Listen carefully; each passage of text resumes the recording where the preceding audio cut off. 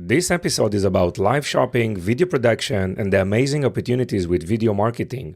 I've discussed with Stephanie Garcia and her expertise in live shopping and remote live production services. Stephanie provides tips for being irresistible on camera and emphasizes the importance of mindset and structure in video presentation. Stephanie also shares her background in the ad agency world and her transition to live streaming. She explains her role as a remote live production producer and the process of planning and executing live shopping events. We've also discussed the successful marketing tactics, the role of influencers, and the KPIs to measure the effectiveness of live shopping events. Stephanie highlights the importance of choosing the right host and balancing entertainment with sales in live shopping events. We've also discussed the opportunity of live shopping in the US and the rise of UGC content creators. We talked about big brands embracing live shopping, TikTok's influence on the industry, and the importance of engaging audiences and building emotional connections. Stephanie also shares insights on how to analyze live shopping performance across channels and the tools available for this. She provides lessons for launching successful live shopping events, including investing in the right gear and creating professional live streams. Stephanie is also an NLP trainer, and we also discussed how she put this in practice in live shopping, how she overcome objections, and building trust with audiences. Finally, Stephanie talks about the future of live shopping and how she plans to expand her services. So let's dive in. Welcome to the Ecom Pulse, your heartbeat to the world of e-commerce. I'm your host, Eitan Kotter. Join us as we meet with industry leaders, marketing experts, and the innovative minds behind the tech that is shaping the e-commerce future. So plug in, gear up, and get ready for a pulse-pounding journey into the heart of e-commerce. Stephanie, welcome. How are you? I'm doing outstanding. How about you? Doing well. Thank you so much. Again, thank you for your time. And I know you just came back from an amazing event where you presented at the Berkshire Hathaway convention in NOLA, right? Mm-hmm. Yeah, it was great. It was 2 days in Louisiana and Nolens, so it was good. Wow, what it was all about.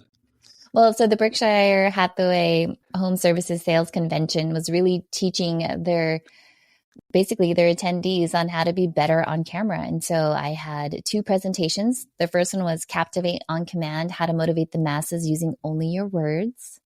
The second one was Unknown to Unforgettable, the art and science to being irresistible on camera. Amazing. So give us few tips. Give it to us. Or we need to pay for it or it's free? Give us the free version, please. The free version of it is, marketing can never fix a flawed mindset. And so whenever you're hopping on camera, you really have to be in that mindset of I am confident on camera.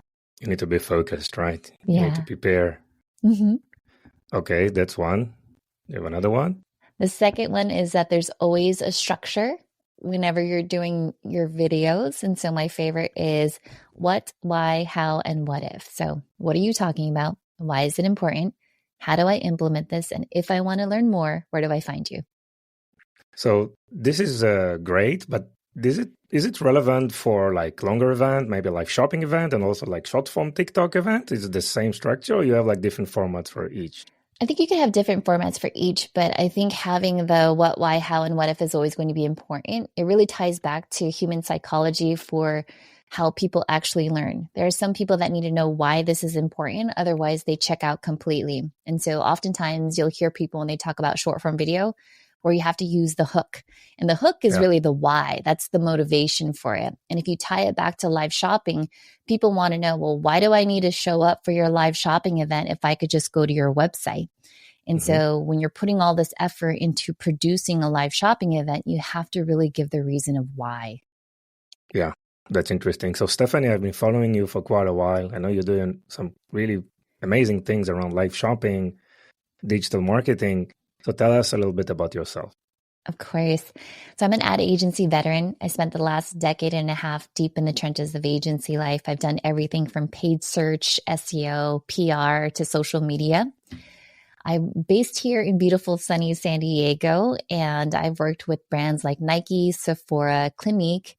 And if you've ever been in agency life, you know that you're working probably 50, 60 plus hours a week, depending on your clients' campaign schedules.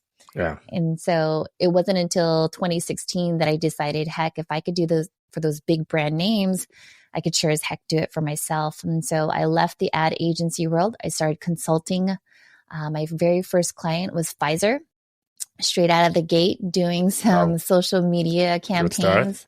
Yeah, great influencer campaigns. I was so proud of myself. I was like, oh my gosh, I'm charging $100 an hour. I was like, wow, I made it, right? Yes. I made it. I'm at the top now. There's all the way down top. From here. I'm such a baller. Yeah. And, one of the things that I realized after leaving the ad agency world was, everyone was calling themselves a social media consultant. And I was really like, well, how do I separate myself from this sea of sameness? And so instead of telling people what it is that I did, I wanted to show people, I wanted to show them how I create a content calendar, how I do a social media audit. And that's when live streaming hit Facebook. No one else was really doing it. And I was connected to all of my clients, all of my agency partners. And as soon as I started live streaming, by the time I was done with an episode, people were like, oh my gosh, how can I work with you? And I was like, oh, okay, I need to keep doing this. Yes. Now it's $150 per hour. Yes. Now it's $150 an hour. Yeah. And so then ever since then, I would get social media retainer clients, and then it eventually evolved into people saying, can you teach me how to create a live stream show? And then live shopping came to the scene where people were like, can you just produce a show for me? And then I became a remote live production producer. So it's been a fun journey. It's been 8 years doing this. Wow. Nice. I mean, it's one thing to be kind of the supporting talent behind the scenes, maybe provide some insights and processes and tactics, how to run marketing campaigns. But how did you make that move, in front of the camera? You're actually you're streaming yourself today for yourself and for your customers. But where is it something that you did in the past? Is it something that you saw an opportunity and you wanted to jump on it? Where this initiative came from?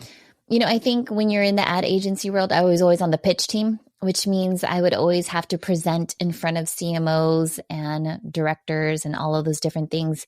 And now it was just a matter of doing it on camera. So back in 2016, we would still have virtual calls on Zoom and whatnot. Yeah. But it wasn't until the pandemic hit where everyone was like, oh my gosh, now I need to really straighten up my office, get an external mic. And so that was probably my best revenue generating year. That was really nice. But yeah, I would definitely say that pitching helped me be better on camera, because I figured if you're confident on camera, then clients are going to be confident that you could get them results. And so it was just a matter of time of going from behind the camera to being in front of the camera. So every now and then I'll switch between the two. It just depends on the client. Okay, got it. It's very easy for you, natural, right? I mean, you're very, very good on both sides, back end, front end. So how is it working? I mean, what do you do with those brands today as part of your services? What type of services do you provide? Yeah. So one of my favorite ones is remote live video production services for clients. Oftentimes I'll have clients that are doing a live shopping segment, and it might be the live shopping platform that brought on a client, but the client doesn't have anyone in-house that's technical that knows how to live stream. And so the live shopping platform usually puts me under them as a contractor or consultant, and then I'll put the whole show together. Sometimes then the brand goes, well, I don't want to be on this platform, but I still want to work with you. So then they'll call me and we'll talk about which platform works best for them, or we'll do it on their own website, which is really nice. The things that I do for them is we do tech rehearsals. So understanding what is your tech gear, what's your tech stack. Also taking a look at their run of show, because sometimes, what the product marketing team wants is very different from when you're on camera. Because on camera, you have to think about the different camera angles, the different sets. How are you going to demo it? Not only that, though, but does your talent have a teleprompter, which makes things so much easier? Or are they going to wing it? And I always tell people, for a live shopping segment, you don't really want to wing it, because the live shopping platform will usually let you know how much money you're making.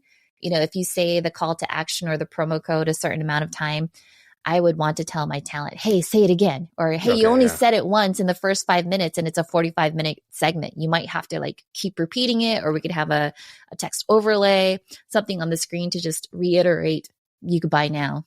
Yes. So how the process usually works pre the event, during the event, and post the Yeah, event? I would say before the event, I usually sit down with the client and the live shopping platform and really talk about like what's the end goal for the campaign. We have to make the distinction between what is this product bundle that you're putting together, what is the experience that you're trying to have, so that way it still translates from what people are used to seeing in store to online. And so oftentimes we'll talk about like, okay, what's the look, the feel, all the different things.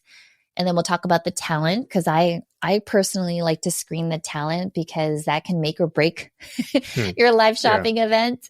There have been some times where I've seen an influencer fall flat on camera and I'm like, oh gosh, what are we going to do? And there are things that we've built into the run of show. The run of show is a really big one. I feel like most clients don't really think about how do you keep an audience engaged beginning, middle, and end. Pro tip, you're not just sell the entire 45-minute segment. You have to entertain, you have to educate, you have to engage with your audience in real time. That's always helpful. And then, so once we have the mock tech rehearsal, then we actually do the production. And then after the production, it's usually like everyone's amazed at how well and smooth it went.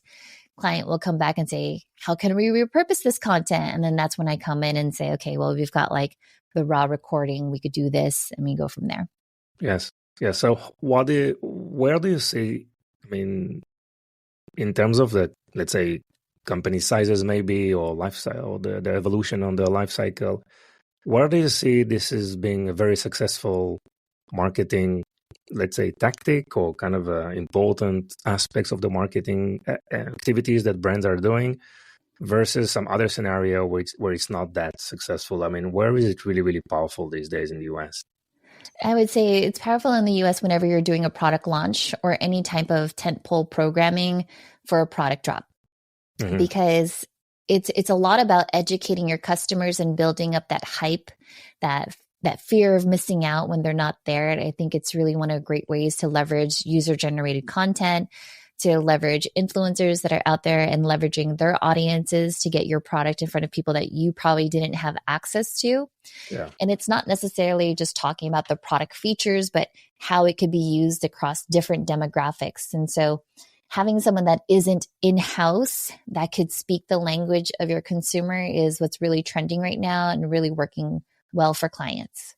And what are the KPIs usually for such an event? KPIs are always number one, sales, right? Sales. But the things that we definitely look out for is, first, we want to know attendance, right? Because the more people you have in the room, the likelier you're going to have a higher average order value size. And so oftentimes we'll ask, did you pre-promote the event?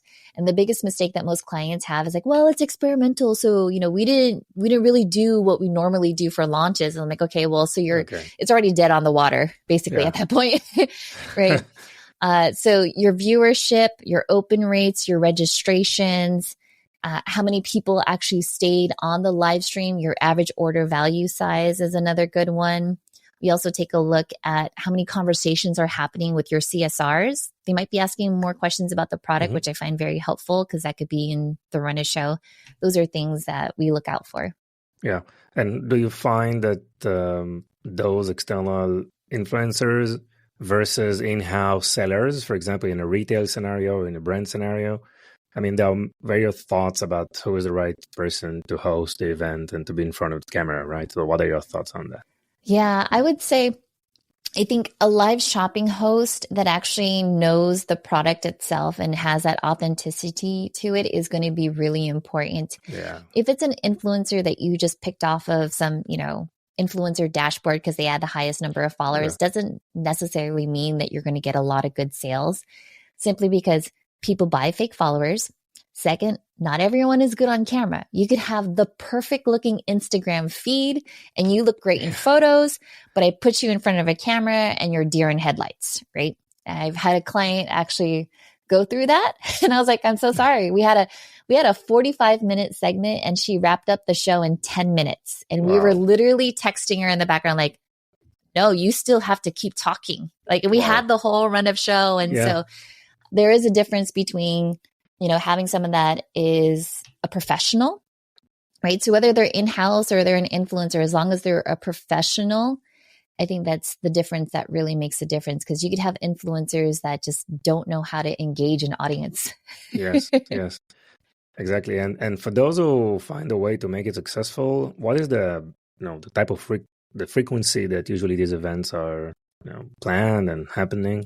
Is it like once a week, a weekly show, or is it something more frequent?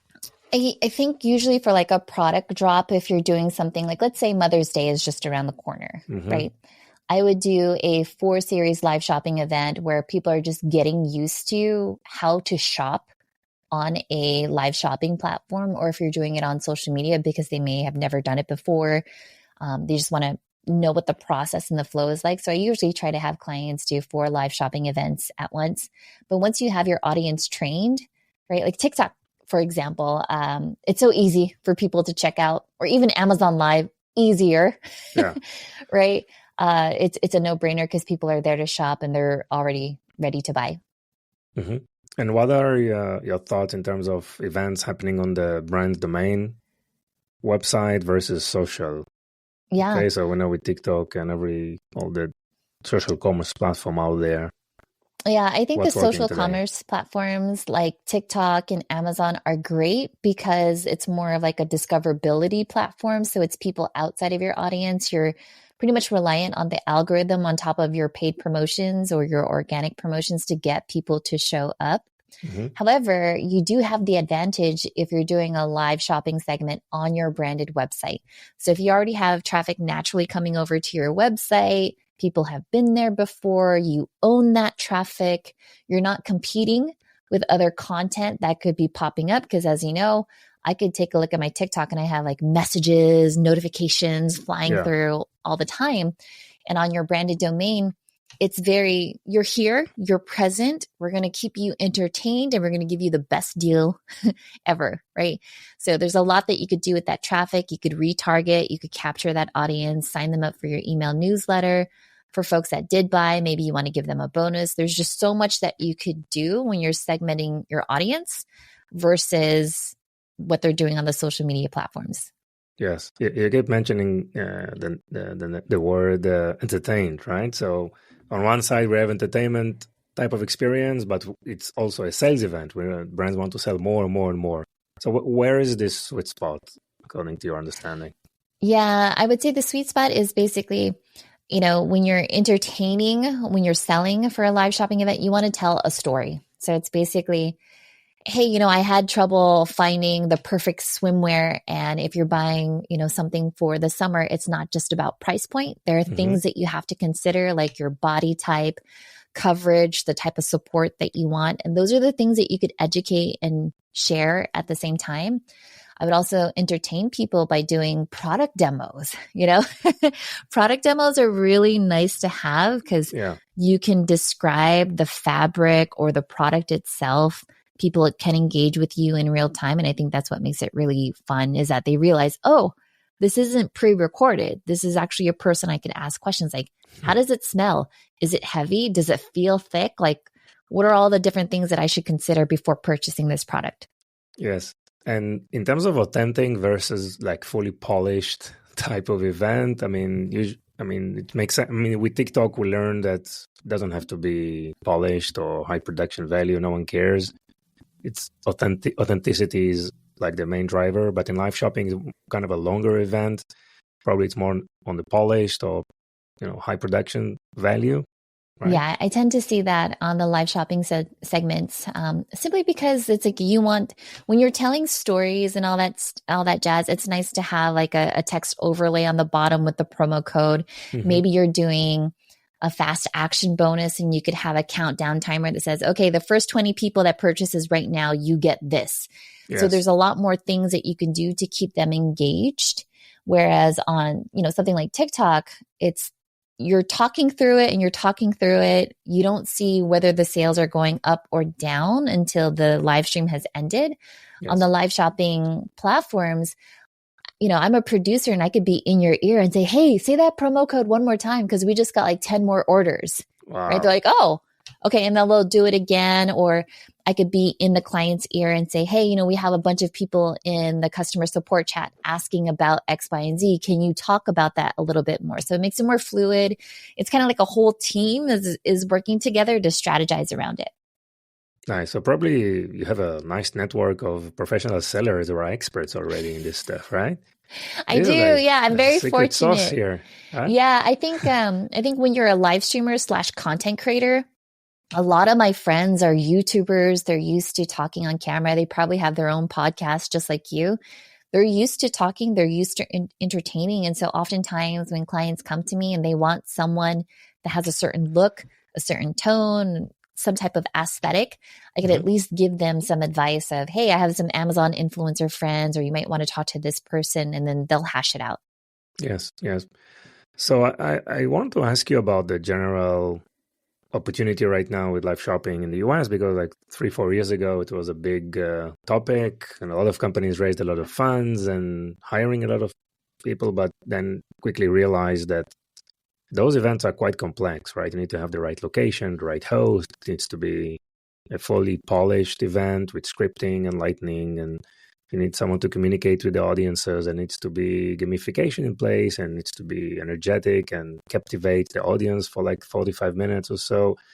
And then people try to analyze the KPIs. Is it worth it, right? What is the ROI for such an event? Is it nice to have? Is it a must-have? You've been there from the beginning, right? And we all know what's happening in China, which is a completely different scale of things, right? So what are your thoughts today, probably after 3-4 years of live shopping in the US? Where is it going, and what do you think is the opportunity here? I think the US is still trying to catch up to what China is doing as far as talent goes. But I will say that the creator economy, we're definitely seeing people become more confident on camera. We're seeing the rise of UGC content creators. And I think UGC content creators are actually going to be the next live shopping host in that sense, because now they know how to do different shots and this and that. It's just a matter of brands being brave and bold enough to really invest in the process. Because as I said before, your first live shopping segment is going to be very different from the live shopping segments that you do afterwards. Oftentimes when I work with my clients, like the first one is always nerve wracking because they don't know what it is that they don't know. But the second time around, they're like, okay, got it.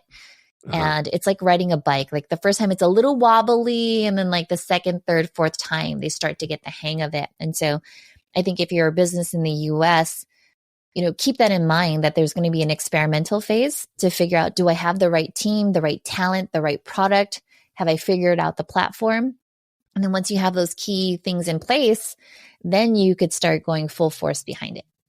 Nice. And do you see them, like the big brands are mostly active, or like mid-size or small size? Where is the most of the activities right now? Yeah, I would say you could definitely see the big brands, like the P&G brands on TikTok for sure. That was like one really big initiative that they had pushed out. Procter & Gamble had challenged basically their brand managers, go out there, leverage these live shopping platforms, because they already saw what was happening in China. And so it was really great to see them embrace that and really invest in their team to learn that skill set. Yes, interesting. And how do you see, we know that TikTok is creating a lot of buzz and hype right now in the US, but this is primarily for short form video, right? But they're also pushing live shopping. I read a few weeks ago that they're recommending for sellers to spend at least 2 hours on the live session for the algorithms to work on their favor, right? So they obviously want to encourage sellers to spend more time doing live. How do you see TikTok is shaping? How are they doing? Well, one of my favorite brands that does this on TikTok is OQQ. And every week they have a different live shopping host that goes through every single item that they have in their TikTok shop.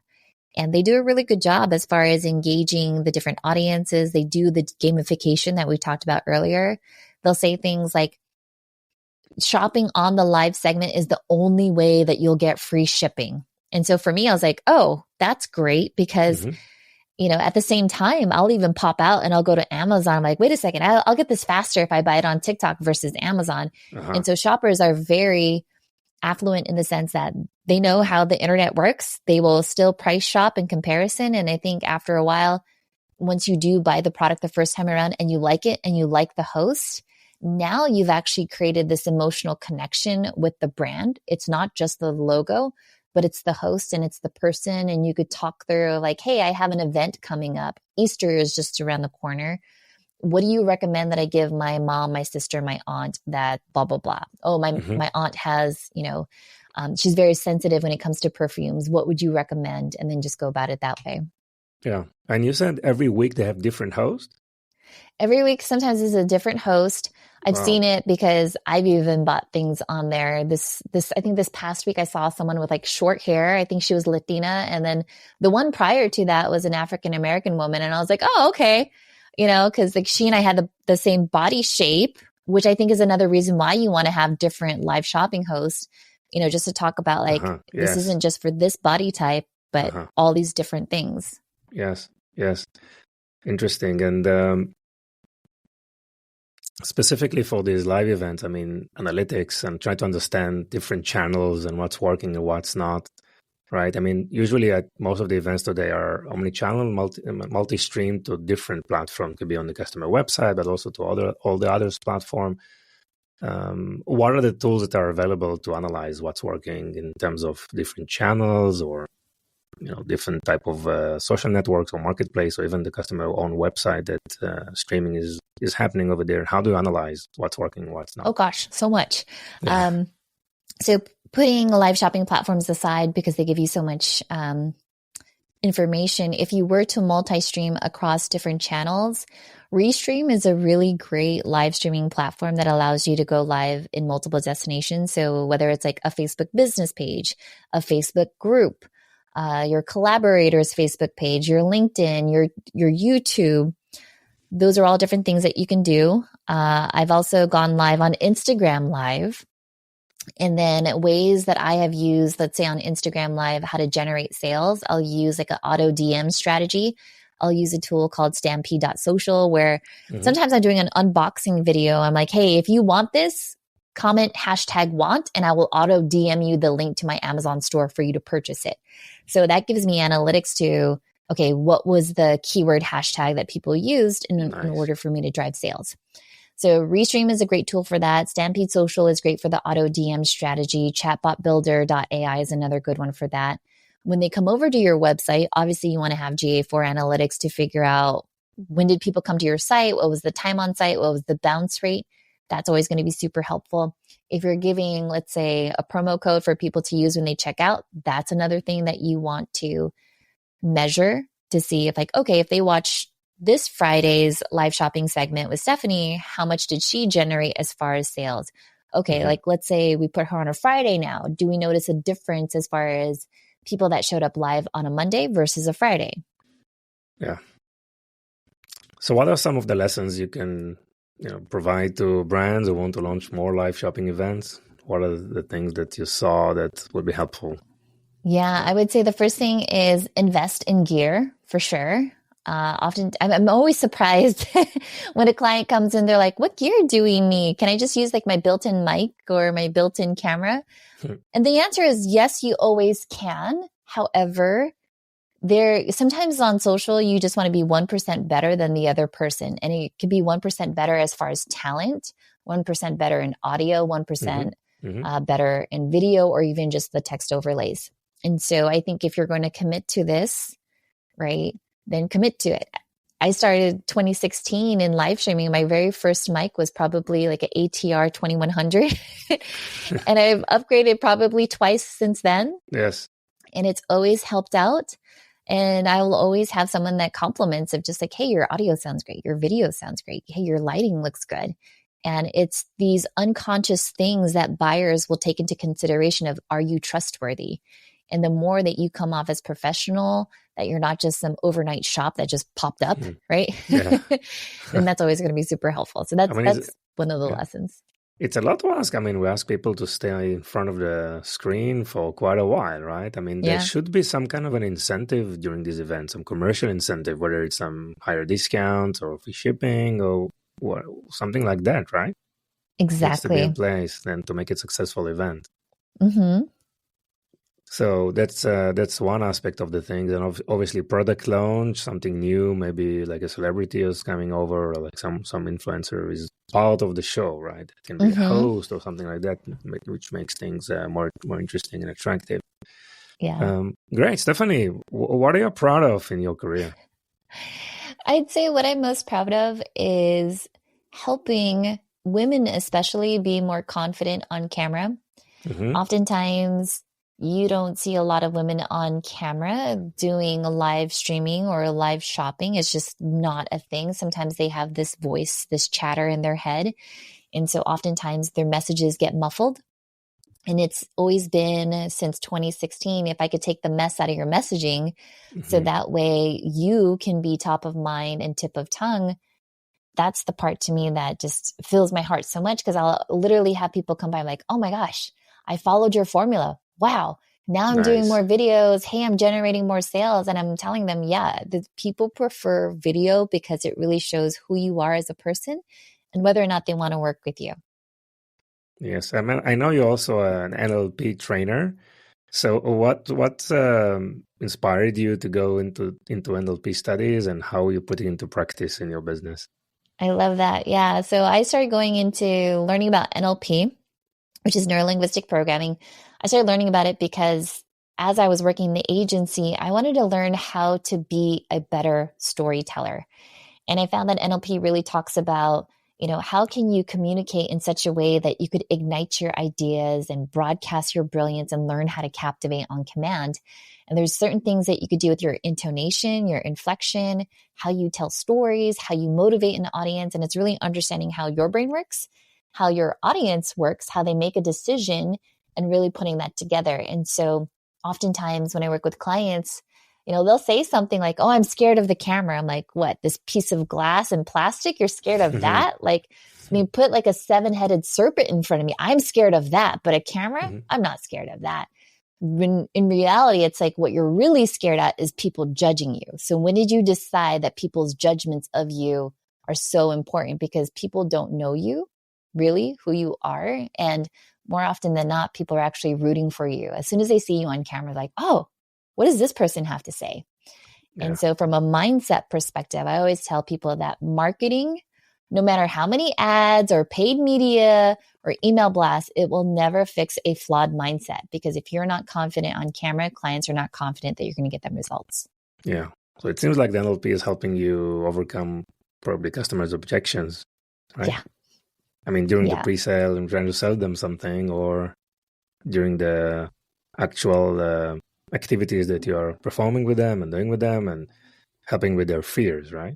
Yeah, exactly. I mean, oftentimes people in their run of show will just say the price and people will buy. And it's like, you might want to put a story, a metaphor of how someone overcame the challenge or how they decided that price wasn't important. Their piece is much more important than price.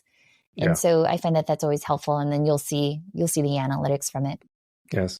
I see this concept of, first let's build a relationship and then probably I'll buy from you something, right? This works very well, like probably an exhibition or over LinkedIn or social media, but also during this live shopping event. How do you find it relevant? Because you need to build some kind of a trust, right, with the host in order to buy from them something, probably.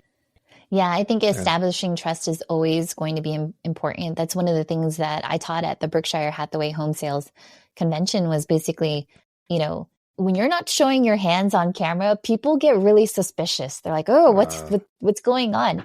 And so I know, right? So it's one of those things where, use as much as you possibly can to build trust within your audience.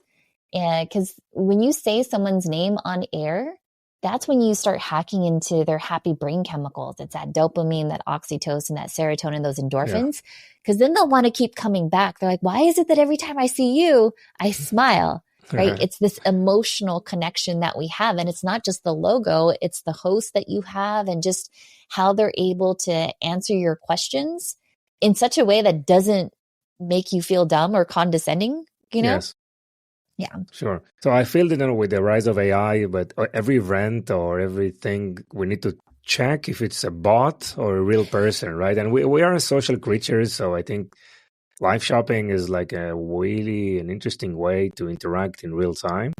and to see, person to person. Also, there are like one-to-one events or one-to-many events, and we see social creatures, we see other people's, we feel connected, and we build relationship. And through building relationship, you do business, right? This is the foundation of everything. Great, Stephanie. Now, this is the time where you talk about you. Probably you can share with us a fun fact about yourself that most people don't know about you. Sure. So fun fact about me, most people don't know, but my family and I are all cosplayers. So we are in the 501st, which basically means I cosplay as a magma stormtrooper. I'm a red stormtrooper, and every San Diego Comic-Con, my family and I will come out. People in my family cosplay as Kylo Ren, Darth Vader, TIE fighters. I'm the magma stormtrooper, and it's a whole family thing. Really? There's like about 7 of us. Yeah. Wow. Interesting. Great, Stephanie. Anything else you want to add? About fun facts? No, I mean, fun facts about the business, anything.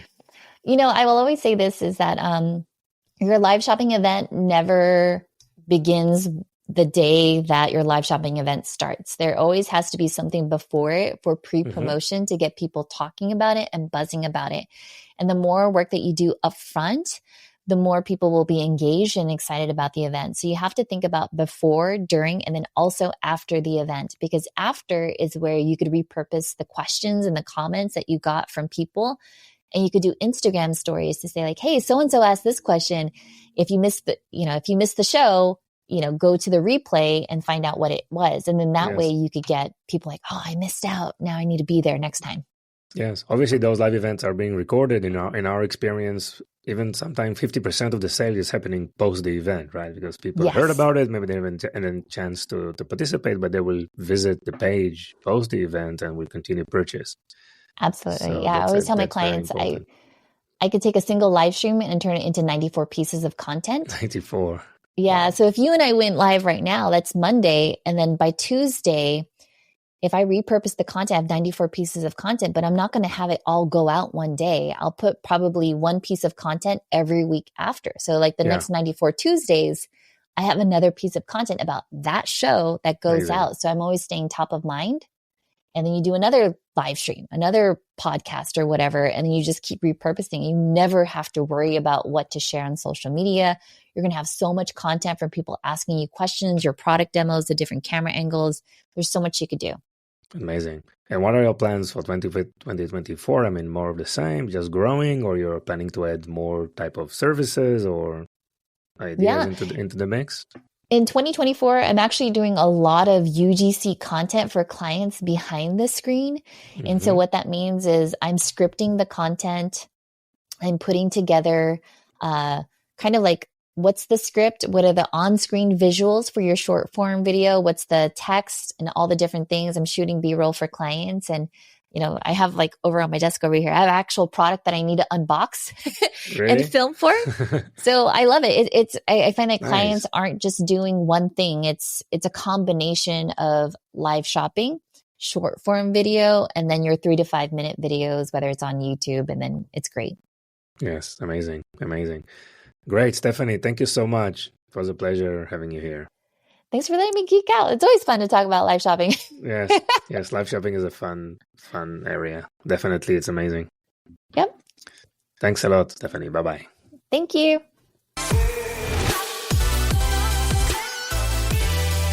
Thank you for joining us on this episode. Your support means the world to us. If today's episode has been insightful for you, consider sharing it with someone who would also benefit. Even one share can make a big difference. Looking to elevate your e-commerce game? Discover Vimy, a multi-channel e-commerce platform that will transform your business with the power of shoppable video. Visit us at vimy.net to learn more. It's Vimy, VIMMI.net. Thank you for being part of our journey. Stay tuned for more invaluable insights in our next episode.